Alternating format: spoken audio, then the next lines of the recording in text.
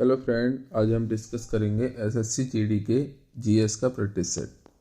Question number 1 है, Ulgulan महाविद्रोह किससे जुड़ा था? Option A Santhal, option B Kachha Naga, option C कोल या ऑप्शन डी बिरसा मुंडा। इसका सही आंसर होगा ऑप्शन डी बिरसा मुंडा। उल गुलान विद्रोह बिरसा मुंडा से जुड़ा हुआ था। बिरसा मुंडा का जन्म 1875 के दशक में छोटा नागपुर में मुंडा परिवार में हुआ था। मुंडा एक जनजातीय समूह था जो छोटा नागपुर पठार में निवास करते थे। सन 1895 से 1900 तक बिरसा या बिरसा मुंडा का महाविद्रोह उल गुलान चला था। नेक्स्ट क्वेश्चन है, पूर्ण आंतरिक परावर्तन होता है जब प्रकाश होता है। नंबर ए, विरल माध्यम से सघन माध्यम की ओर आपतन कोण क्रांतिक कोण से अधिक हो के साथ, या ऑप्शन बी सघन माध्यम को और आपतन कोण से अधिक के साथ, ऑप्शन सी विरल माध्यम से सघन माध्यम की ओर, या ऑप्शन डी सघन माध्यम से विरल माध्यम की ओर।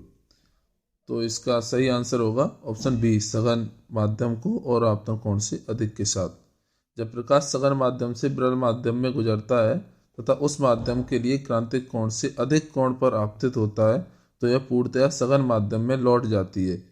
पूर्ण इस प्रकार का प्रकाश का पुनः लौटना पूर्ण आंतरिक परावर्तन कहलाता है। नेक्स्ट क्वेश्चन है, किस अधिनियम को मॉन्टेग्यू चेम्सफोर्ड सुधार के नाम से जाना जाता है? इसका ऑप्शन है भारत स्वतंत्रता अधिनियम 1947, या भारत शासन अधिनियम 1919, या option C Pitt's India Act 1784, या ऑप्शन डी चार्टर एक्ट 1813। इसका सही आंसर होगा ऑप्शन बी भारत शासन अधिनियम 1919। मॉन्टेग्यू चेम्सफोर्ड सुधारों को भारत सरकार अधिनियम 1919 का आधार माना जाता है।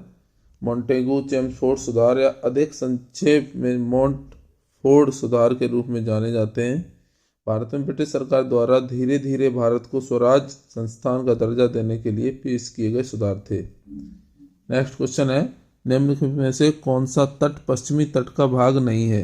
ऑप्शन ए काठियावाड़ तट, ऑप्शन बी कोंकण तट, या ऑप्शन सी मालाबार तट, या ऑप्शन डी कोरोमंडल तट। इसका सही आंसर होगा ऑप्शन डी कोरोमंडल तट। कोरोमंडल तट भारतीय प्रायद्वीपीय की दक्षिण पूर्वी तटरेखा को दिया गया नाम है। यह क्षेत्र चोल राजवंश द्वारा शासित रहा है। चोल क्षेत्र या मंडल को तमिल में चोल मंडलम कहते थे। नेक्स्ट क्वेश्चन है, अल बेरूनी का पूरा नाम था? Option number A Abu Rehan Mohammad, option B Abu Abdullah, option C Ali Gursais, option D इनमें से कोई नहीं। अबू रेहान मोहम्मद बिन अहमद अल बैरूनी यानी अबू रेहान, पिता का नाम अहमद अली बैरूनी या अलू बैरूनी, एक फारसी विद्वान लेखक थे, वैज्ञानिक और धर्मज्ञ थे। इसका सही आंसर है option A Abu Rehan Mohammad. Next question है, भारत का प्रथम तितली उद्यान कहाँ पर स्थित है? ऑप्शन ए बन्नरघट्टा जैविक उद्यान बेंगलुरु, ऑप्शन बी राष्ट्रीय पशु उद्यान कोलकाता, ऑप्शन सी काजीरंगा राष्ट्रीय उद्यान जोरहाट, ऑप्शन डी उपरोक्त में से कोई नहीं। इसका सही आंसर होगा ऑप्शन ए बन्नरघट्टा जैविक उद्यान बेंगलुरु। भारत के पहले तितली उद्यान को बन्नरघट्टा राष्ट्रीय उद्यान कर्नाटक में विकसित किया गया है। बन्नरघट्टा बायोलॉजिकल पार्क 2002 में बन्नरघट्टा नेशनल पार्क के एक हिस्से से बनाया गया था। नेक्स्ट क्वेश्चन है, मोपला आंदोलन 1921 कहाँ हुआ था? Option A Telangana, option B Malabar, option C Marathwada, option D Vidarbha. इसका सही आंसर होगा ऑप्शन बी मालाबार। 19 नवंबर 1921 को 100 मोपला विद्रोहियों को ट्रेन के जरिए मालाबार से कोयम्बटूर भेजा जा रहा था। उन्हें सामान ढोने वाली बोगी में बंद रखा गया था। 5 घंटे के बाद जब उनके दरवाजे खोले गए तो वो सभी की मौत हो चुकी थी। और नेक्स्ट क्वेश्चन है, वह कौन सा अधिनियम था जिसने भारत में सत्ता ब्रिटिश ईस्ट इंडिया कंपनी से ब्रिटिश क्राउन में स्थानांतरित की थी? ऑप्शन ए भारत सरकार अधिनियम 1833, या भारत सरकार अधिनियम 1935, या भारत सरकार अधिनियम 1957, या भारत सरकार अधिनियम 1858। इसका सही आंसर होगा ऑप्शन डी भारत सरकार अधिनियम 1858। अगस्त 1858 में ब्रिटिश संसद में एक अधिनियम पारित किया जिसके तहत भारत का शासन ईस्ट इंडिया कंपनी से छीनकर क्राउन महारानी को दे दिया गया। इस समय विक्टोरिया ब्रिटेन की महारानी थी। इस एक्ट को भारत सरकार अधिनियम 1858 की संज्ञा दी गई। नेक्स्ट क्वेश्चन है, तबकात ए नासिरी का लेखक कौन था? Option A Sheikh Jamaluddin, option B Al Beruni, option C Minhaj us Siraj या ऑप्शन डी जियाउद्दीन बरनी। इसका सही आंसर होगा ऑप्शन सी मिनहाज उस सिराज। मिनहाज उस सिराज द्वारा लिखी गई पुस्तक तबकात ए नसीरी 1260 ईस्वी में पूर्ण हुई थी। नेक्स्ट क्वेश्चन है, भारत में ट्रेड यूनियन आंदोलन के जन्मदाता थे? Option A N M. Lokhande, option B BP Wadia, option C N M. Joshi या ऑप्शन डी एन.एम. राय। इसका सही आंसर होगा option C N M. Joshi. Joshi 1869 से 1950 ईस्वी का पूरा नाम नारायण मल्हार जोशी था। ये भारत में ट्रेड यूनियन आंदोलन के जन्मदाता थे। इन्होंने 1920 ईस्वी में अखिल भारतीय ट्रेड यूनियन कांग्रेस की स्थापना की थी। नेक्स्ट क्वेश्चन है, मध्य प्रदेश में जीवाश्म राष्ट्रीय उद्यान स्थित है? ऑप्शन नंबर ए सीधी में, ऑप्शन नंबर बी मांडला में, ऑप्शन नंबर सी शिवपुरी में या ऑप्शन डी खंडवा में। इसका सही आंसर होगा ऑप्शन बी मांडला में। जीवाश्म राष्ट्रीय उद्यान भारत के मध्य प्रदेश राज्य में मंडला जिले में स्थित एक पौधों के जीवाश्म का राष्ट्रीय उद्यान है जो मंडला जिले के 7 गांवों में फैला हुआ है। नेक्स्ट क्वेश्चन है, आगरा किस नदी के किनारे स्थित है? Option A Ganga, option B Alaknanda या ऑप्शन डी यमुना या ऑप्शन सी यमुना या ऑप्शन डी भागीरथी। इसका सही आंसर होगा ऑप्शन सी यमुना। आगरा भारतीय राज्य उत्तर प्रदेश में यमुना नदी के तट पर स्थित एक नगर है। आगरा अपनी कई मुगलकालीन इमारतों के कारण एक प्रमुख पर्यटन स्थल है, विशेषकर ताजमहल, आगरा का किला और फतेहपुर सीकरी के लिए, जो सभी यूनेस्को विश्व धरोहर स्थल हैं। आगरा शहर को सिकंदर लोदी ने सन 1506 ईस्वी में बसाया था। नेक्स्ट क्वेश्चन है, दूध का पीएच मान होता है? ऑप्शन ए 6.1, ऑप्शन बी 6.6 या ऑप्शन सी 7.4 या ऑप्शन डी 8। इसका सही आंसर होगा ऑप्शन बी 6.6। वैज्ञानिकों के अनुसार गाय के दूध का पीएच मान 6.4 है से 6.8 के बीच होता है। जैसे जैसे दूध पुराना होता जाता है और अगर आप उसे गर्म नहीं करते तो इसकी पीएच वैल्यू बढ़ती जाती है और यह ज़्यादा अम्लीय होता जाता है।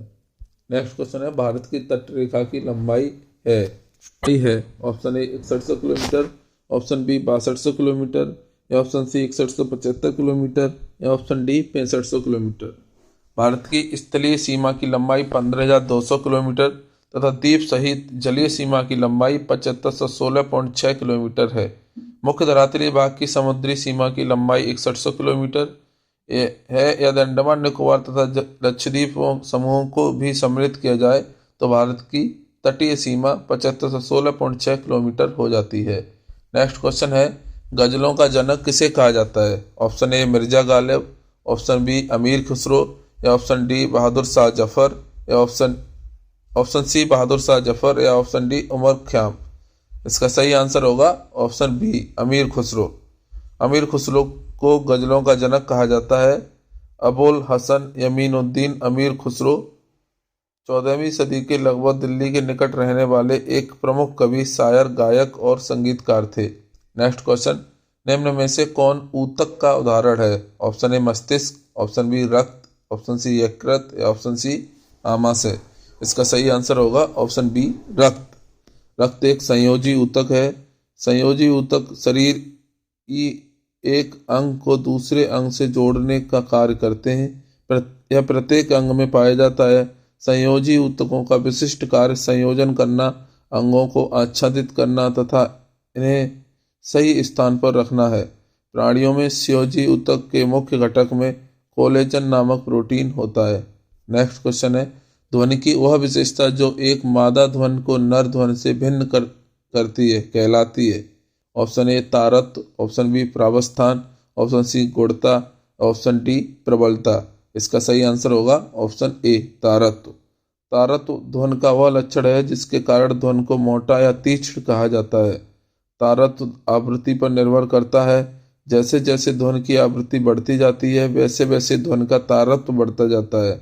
तथा ध्वनि तीक्ष्ण अथवा पतली होती जाती है। ध्वनि की वह विशेषता जो एक मादा ध्वनि को नर ध्वनि में भिन्न करती है तारत कहलाती है। नेक्स्ट क्वेश्चन है, निम्न में से किस पदार्थ में ऑक्सीजन नहीं है?